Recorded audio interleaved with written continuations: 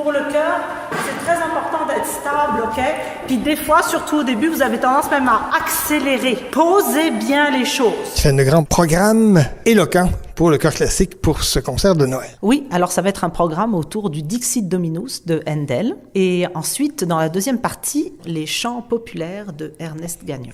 C'est un concert patrimonial, c'est un concert pour l'église. Ça fait plusieurs années que le chœur classique, bien sûr, donne ses concerts à cette église, Saint-François de Sales. Et là, on ramasse des fonds pour ce concert pour l'église. Donc, on ramasse des fonds, on fait notre grand répertoire, mais aussi un répertoire qui permet de rassembler la communauté. Et donc, c'est les enfants de l'école Massé, c'est le chœur tout en chanson, qui est dirigé par Joanie Turgeon et Denise Mona, qui va venir pour nous accompagner pour les Ernest Gagnon.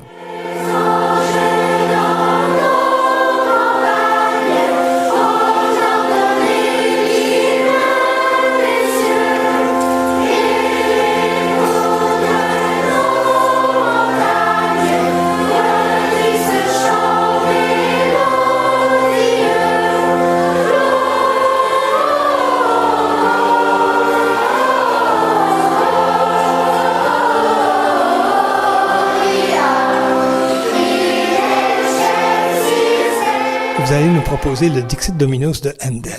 Parlez-moi un tout petit peu de cette œuvre-là, parce que c'est une œuvre monumentale, semble-t-il. Vraiment, c'est une grande œuvre. D'abord, c'est un chœur à 5 voix. Ça, c'est un peu particulier. Également 5 solistes. C'est des solistes de l'Université d'Ottawa qui vont être là. On est en train de développer un partenariat. Et donc, ça va être des étudiants, des très, très bons chanteurs étudiants de l'université qui vont venir. Et également, l'ensemble Prisme. On va avoir une petite formation de cordes qui va venir soutenir le tout. Mais c'est une œuvre à grand déploiement.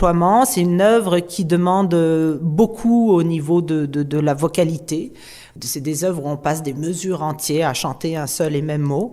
C'est une œuvre avec une ouverture qui a l'air d'un final. C'est une œuvre où il faut à la fois être dans le détail et à la fois que chacun ait conscience de la grande forme.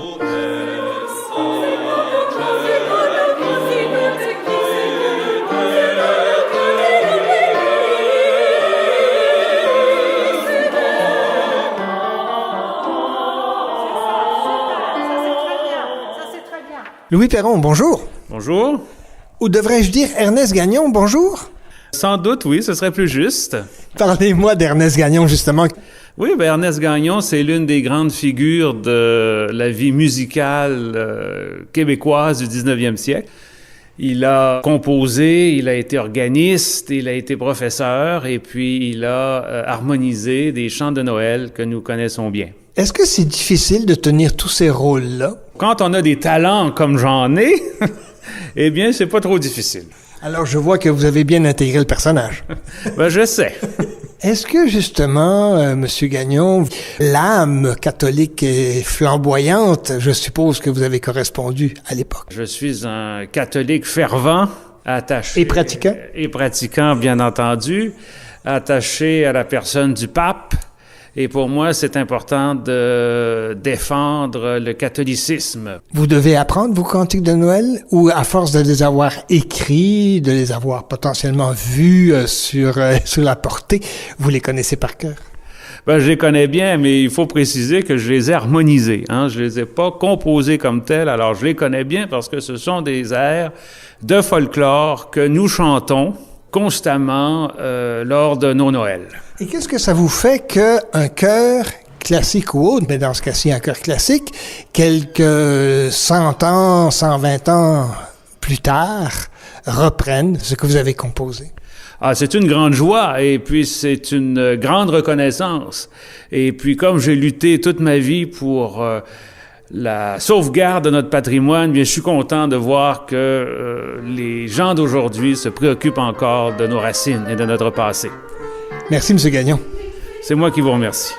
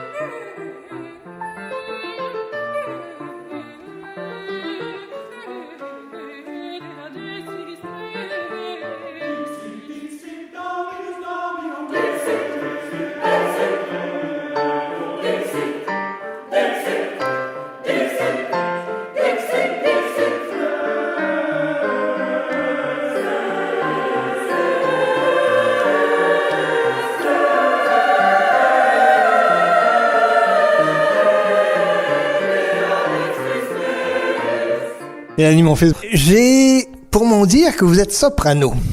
Qu'est-ce qui vous a fait découvrir votre voix de soprano? À un moment donné, j'ai eu l'occasion d'aller chanter dans une chorale.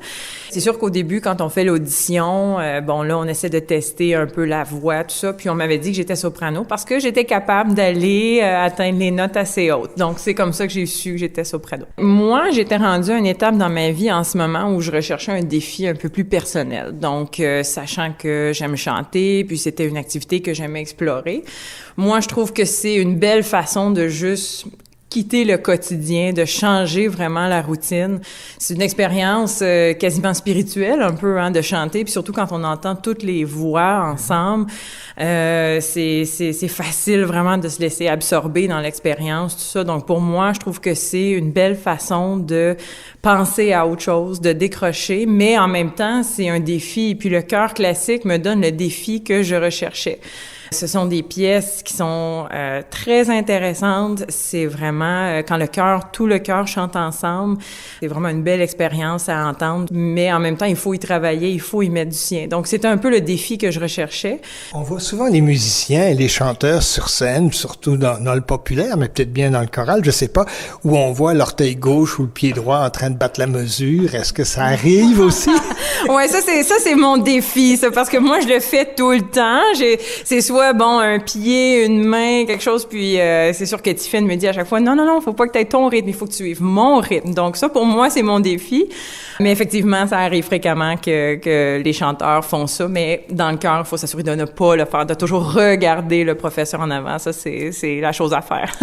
Cette discipline que le chœur vous apporte, qu'elle soit sévère ou qu'elle soit légère, est-ce qu'il y a un contre-coup dans votre travail, dans votre vie de femme et dans votre travail? Parce qu'on se dit souvent que on quitte le travail pour venir au chœur, mais est-ce que le chœur s'en va au travail aussi? J'avoue que dans mon métier, j'ai la chance de pouvoir écouter de la musique quand je travaille. Donc, est-ce que je peux vous demander qu'est-ce que vous faites? Oui, je travaille en ressources humaines pour le gouvernement fédéral. Donc, il y a des périodes qui sont un peu plus tranquilles, donc je peux me permettre d'écouter de la musique. Puis, naturellement, pour me familiariser beaucoup avec le Dixit Dominus, j'écoute ça souvent au travail.